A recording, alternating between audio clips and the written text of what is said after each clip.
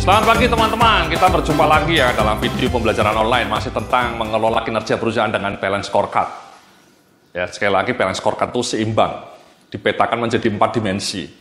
Keuangan, pelanggan, bisnis proses, dan kemudian people development. Nah pertanyaannya memang kadang-kadang kenapa hanya 4 mas? Ya Mas Yudi ya, kenapa hanya ada 4? Kenapa tidak 5? Kenapa tidak 7? Jadi ini memang sebenarnya Kaplan and Norton-nya mas ya.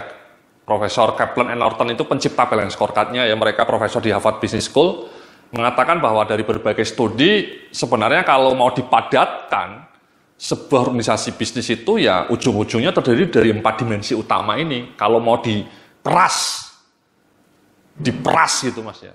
Jadi hanya ada 4 dimensi itu.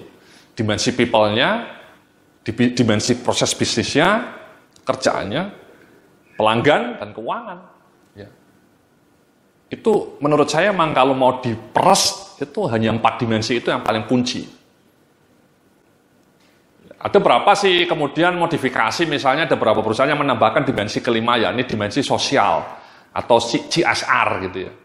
Dimensi corporate social responsibility atau dimensi lingkungan hidupnya dipisah. Ya bagi perusahaan-perusahaan yang bergerak di bidang sumber daya alam misalnya ya, mereka mengatakan bahwa dimensi lingkungan hidup sangat penting. Oke saja, tapi menurut saya itu semua lebih cocok dimasukkan di bisnis proses. Ya. Entah CSR, entah lingkungan hidup, pengendalian limbah, pengendalian waste, itu dimasukkan saja di bisnis proses. Tidak perlu dijadikan perspektif tersendiri. Gitu ya. Jadi tidak usah dibikin sulit mas ya, kalau bisa disederhanakan kenapa dibikin rumit. Ya. Jadi 4 saja sudah elegan menurut saya, pas. Jadi seperti itu mas ya, ada 4 dimensi ya. Nah dalam video sebelumnya kita juga sudah menampilkan contoh nyata balance scorecard map. Ya ada sasaran-sasaran strategisnya ada 13 tadi ya, ada 13 kotak. Ya strategi objektifnya ada 13. Nah di bagian berikut ini saya akan mencoba memberikan pembelajaran mengenai bagaimana mengidentifikasi KPI. Ya. Jadi dalam slide berikutnya ini Anda bisa lihat ya, identifying KPI. Ya, di dalam slide berikutnya bisa Anda lihat itu. Jadi Anda sudah punya balance scorecard-nya mas ya, di drive, di define dari visi, misi, strategi. Nah langkah berikutnya ini bagaimana balance scorecard itu dipetakan dalam serangkaian KPI. Jadi itulah saya mengatakan bahwa KPI itu jantung dari balance scorecard. Jadi balance scorecard itu memang mendorong Anda untuk mendefine sasaran strategis dalam 4 perspektif. Nah, 4-4-nya kemudian disusun KPI. Itu jantung, mas. Dan seperti yang tadi saya bilang dalam video sebelumnya, KPI itu harus didefinisikan, ditemukan, didefinisikan, dan diukur. Anda punya alat ukurnya, itu kunci itu, mas. Beberapa KPI sangat mudah alat ukurnya. Misalnya tadi, omset bisnis, itu mudah. Profit mudah didapat dari orang-orang accounting ya. Atau misalnya jumlah biaya bisa didapatkan ya. Tapi kalau KPI-nya misalnya skor kepuasan pelanggan, market share, itu kan tidak mudah didapatkan mas. Makanya saya selalu kalau ketemu klien saya itu, saya mencoba menyusun KPI itu yang simple, powerful, dan kalau bisa data realisasinya sudah ada. Itu sangat membantu. Ya, jadi kita tidak lagi mendefine data-data atau alat ukur baru. Ya. Jadi emang KPI itu sebenarnya pilihannya banyak mas. Ya. Nah tergantung kita mau milih KPI yang mana. Yang mudah, kalau bisa mudah, powerful, dan mudah diukur. Ya. Contoh berikutnya misalnya katakanlah skor kepuasan karyawan, itu bagus mas. Ya. Anda bisa mendeteksi kepuasan happiness karyawan Anda. Tapi itu agak ribet, Anda harus bikin kuesioner, menyebar survei gitu. Itu agak butuh waktu, butuh biaya. Sehingga kadang-kadang kita milih KPI lain yang mungkin lebih simpel, yakni employee turnover. Ya, itu mudah didapat mas. Dan itu juga menunjukkan tingkat kebetahan karyawan. Kalau tinggi ya, employee turnover itu tingkat keluar masuk karyawan mas. Ya. Dengan mudah bisa dilacak oleh orang-orang HRD. Kalau karyawannya ada 100, dan tiap tahun yang keluar ada 30 sampai 30%, itu berarti perusahaannya buruk. Ya. keluar masuknya banyak. Maksimal kalau bisa 10%, Mas. Ya. Jadi kalau karyawan Anda 200, ya 10%-nya lah 20 keluar selama setahun itu. Tapi kalau karyawannya 200 yang keluar masuk sampai 70, itu berarti perusahaan Anda tidak bikin happy karyawan Anda. Ya. Jadi itu contoh, Mas, employee turnover itu mudah didapat, ya, dibanding tadi employee turnover. Ya, jadi kemudian yang tidak kalah penting setelah diukur, dilacak, ya dimonitor, Mas. Itu kunci itu, Mas. Itulah kenapa kalau saya kerja dengan klien-klien saya, menyusun balance scorecard, saya minta mereka untuk membuat SOP atau membuat semacam rule baru bahwa dalam monthly meeting, di perusahaan Anda pasti ada monthly meeting itu, Mas. Pasti ada ritual namanya meeting bulanan. Nah, dalam meeting bulanan itu saya selalu minta kepada klien saya wajib manajernya menampilkan balance scorecard departemennya. Atau misalnya rapat BOD, rapat direksi yang ditampilkannya balance scorecard korporatnya. Tiap bulan dilacak. Ya, tiap bulan dilacak. Jadi seperti itu, Mas. Ya, supaya lebih maknyus, lebih efektif balance scorecard-nya. Kalau misalnya tidak dilacak, tidak dievaluasi, ya useless. Balance scorecard menjadi useless. Ya. Yang ideal itu kan Anda punya balance scorecard-nya, Anda punya KPI-nya, punya targetnya, kemudian tiap bulan dilacak. Dan kemudian tiap bulan itu direview, diimprove. Itu kunci itu, Mas. Ya. Ya, jadi dalam halaman berikutnya ini ya, Anda bisa melihat ya. Jadi saya mencantumkan visi, misi, strategi, value, strateginya Anda terjemahkan menjadi balance scorecard, strategi objektif, dan Anda masing-masing sasaran strategis ini di masing-masing perspektif ada KPI-nya. KPI itu apa sih? Ukuran atau indikator yang akan memberikan informasi sejauh mana kita telah berhasil mewujudkan sasaran strategis yang telah kita tetapkan. Jadi ukuran-ukuran yang terukur, Mas. Measurable indicator. Jadi itulah kunci itu, Mas. Bagaimana sasaran strategis dalam 4 perspektif tadi dibedah, diwujudkan KPI-nya.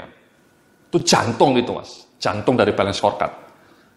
Jadi jangan lagi bilang KPI, apa sih bedanya KPI sama balance scorecard? Saya suka ditanya seperti itu, Mas. Apa sih perbedaannya KPI sama balance scorecard? Jadi tidak ada bedanya, Mas. Saling mendukung. Balance scorecard itu payungnya, KPI itu jantungnya. Ya. Nah, di dalam slide berikutnya saya memberikan contoh nih ya, memberikan guideline ya ketika menyusun KPI itu kalau bisa ini, Mas. Ukuran keberhasilan harus menunjukkan indikator kinerja yang jelas, spesifik dan terukur atau measurable. Itu kunci itu, Mas. Measurable. Yang kedua, ukuran keberhasilan harus dinyatakan secara eksplisit dan rinci sehingga menjadi jelas apa yang diukur. Dan biaya untuk mengidentifikasi dan monitor ukuran keberhasilan sebaiknya tidak melebihi nilai yang akan diketahui dari pengukuran tersebut. Hindari pengukuran yang berlebihan yang tidak banyak memberikan nilai tambah. Jadi ada 3 guideline, Mas ya. Yang pertama terukur. Contohnya ya tadi skor kepuasan pelanggan, omset penjualan, profit, itu semua terukur, Mas. Market share, atau jumlah pelanggan baru, nanti saya akan berikan contoh-contohnya, Mas. Ya. Dalam video berikut ini, setelah ini ya, nanti saya akan berikan contoh real mengenai KPI-KPI apa yang relevan. Ya, kemudian, misalnya jumlah inovasi produk baru, itu terukur. Ya, jadi ada kata-kata jumlah, ya, persentase pertumbuhan produk baru, persentase pertumbuhan omset terukur, Mas. Ya. Jangan menyebut KPI itu misalnya kinerja bisnis membaik, itu nggak ada gunanya, itu tidak terukur. Atau kualitas SDM menjadi lebih powerful, itu nggak ada ukurannya, Mas. Apa kualitas SDM? Itu bahasa abstrak. Ya. Atau misalnya kualitas produk menjadi lebih maknyus, itu ya juga useless, tidak terukur. Bahasa mengatakan kualitas produk menjadi lebih maknyus itu contohnya adalah jumlah produk yang lolos quality insurance atau assurance, ya. Atau jumlah produk defect, ya makin kecil ya makin bagus. Tapi kalau defectnya makin tinggi ya makin jelek. Ya. Mengatakan tadi misalnya SDM-nya menjadi makin bermutu itu useless. Bahasa KPI-nya adalah skor kompetensi SDM misalnya. Ya. Atau yang lebih sederhana lagi, misalnya adalah jam pelatihan karyawan per tahun. Ya, kalau trainingnya tinggi biasanya lebih kompeten, meskipun belum tentu ya Mas ya. Tapi paling tidak itu namanya mengindikasikan. Ya, terukur Mas.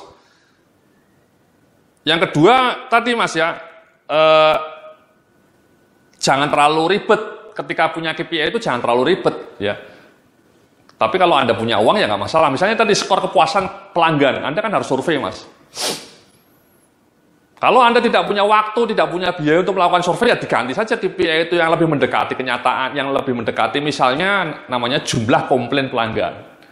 Ya, jadi setiap kali pelanggan komplain dicatat, itu kan Anda nggak perlu survei. Itu disebut proxy KPI Mas. Proxy KPI itu KPI yang mengindikasikan kepuasan pelanggan. Ya. Nanti saya akan berikan contohnya di video berikutnya Mas ya.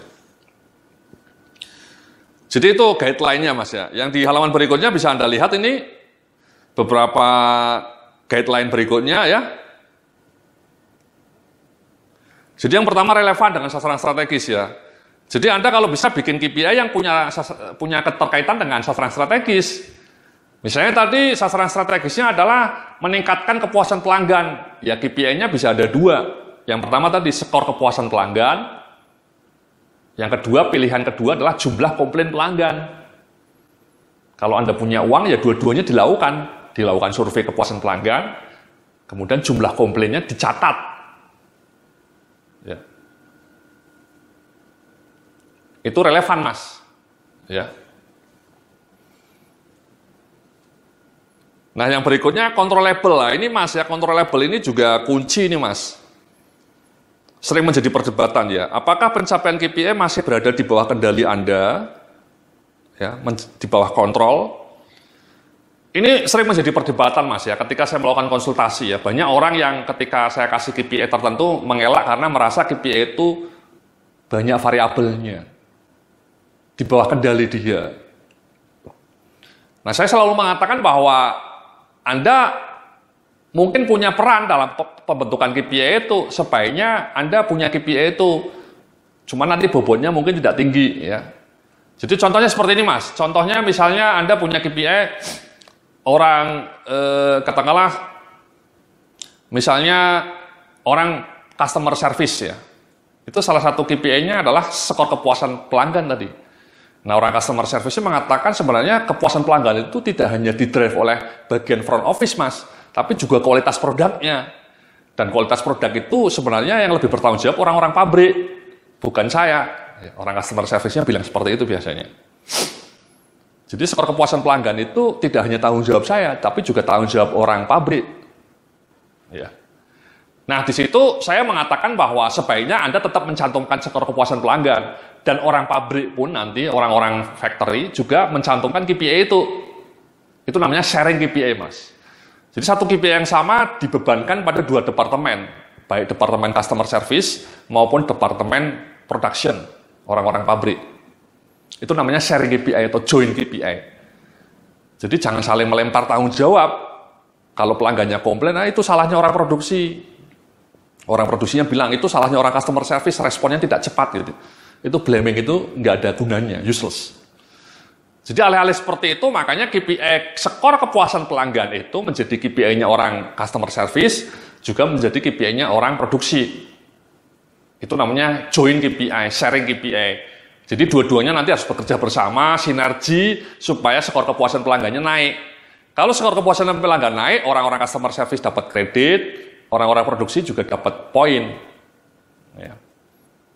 Jadi itu Mas, yang namanya controllability. Jadi memang satu KPI itu kadang-kadang dipengaruhi oleh berbagai departemen. Nah, cara saya adalah menjadikan KPI itu sebagai KPI bersama atau sharing KPI. Ya, beberapa departemen punya KPI itu. Contoh lainnya misalnya KPI-nya adalah jumlah produk baru. Itu sebaiknya ya menjadi KPI-nya orang product development, tapi juga sebaiknya juga menjadi KPI-nya orang lab misalnya, juga menjadi KPI-nya orang produksi. Kenapa? Karena product development itu kerjasama banyak pihak Mas. Tidak hanya orang-orang R&D ya, tidak hanya orang-orang product development. Orang-orang produksinya juga harus rela menyediakan pabriknya untuk eksperimen. Bahkan mungkin juga KPI-nya orang marketing, karena orang marketing yang mendapatkan insight bagaimana produk baru harus dikembangkan. Ya, jadi KPI jumlah produk baru itu bisa menjadi KPI-nya orang R&D, KPI-nya orang marketing, juga KPI-nya orang produksi. Itu namanya joint KPI. Ya. Jadi jangan kemudian Anda mengatakan bahwa karena banyak pengaruh Anda menolak KPI itu tidak wise menurut saya, tidak bijak. Karena Anda punya peran. Karena kalau Anda mengatakan nanti mengelak itu KPI itu di luar kontrol saya, nanti orang-orang sales tidak akan punya KPI, Mas. Karena Anda tahu KPI-nya orang sales itu simple, Mas. Jumlah penjualan. Misalnya salesman mobil ya, jumlah penjualan mobil. Nah, itu kan di luar kontrol dia, Mas, kadang-kadang ya. Kondisi ekonominya kolaps ya, dolarnya naik, itu kan pasti penjualan akan turun. Orang-orang sales nanti akan mengelak. Saya nggak mau punya KPI jumlah penjualan mobil. Karena jumlah penjualan mobil itu dipengaruhi oleh banyak faktor, Mas Yudya. Saya nggak mau jadi KPI itu. Nah, itu kan rusak jadinya. Jadi ini sebenarnya mindset, Mas. Orang-orang yang safety player, orang-orang yang mindsetnya itu tertutup, itu suka tidak mau KPI-nya itu yang berat. Ya. KPI yang di luar kendali itu langsung ditolak. Itu nggak bagus menurut saya. Sebaiknya ya dilihat berbagai variabelnya. Kalau misalnya Anda punya peran, ya tetap jadikan KPI itu sebagai KPI Anda. Departemen lain yang punya peran ya juga diminta untuk menjadikan itu sebagai KPI mereka juga. Jadi join KPI. Jadi seperti itu, Mas ya. Ini penting ini, controllability ini. Ya. Nah, yang berikutnya actionable ya, apakah sejumlah tindakan dapat dilakukan untuk meningkatkan kinerja pencapaian KPI? Ya. Jadi tindakan-tindakan. Nah, misalnya tadi sekali lagi contohnya adalah jumlah inovasi produk baru. Itu kan pasti ada action-action yang bisa dilakukan, Mas. Ya. Jadi memang ada berbagai aksi yang bisa dilakukan untuk mendefine produk-produk baru. Simple. Apakah KPI-nya mudah untuk dijelaskan dan dikomunikasikan? Ini penting ya. Contoh KPI yang simpel itu ya tadi sebenarnya net profit, sales revenue, itu KPI yang simpel tapi powerful, Mas. Jumlah pelanggan baru atau jumlah omset bisnis, net profit itu simpel tapi powerful. Ya. Defect rate, jumlah produk defect itu simpel tapi powerful. Ya. Nah, kalau bisa KPI-nya seperti itu. Tapi kalau KPI-nya tadi misalnya skor kepuasan karyawan, itu tidak begitu simpel ya. Anda harus melakukan survei, dianalisa gitu ya.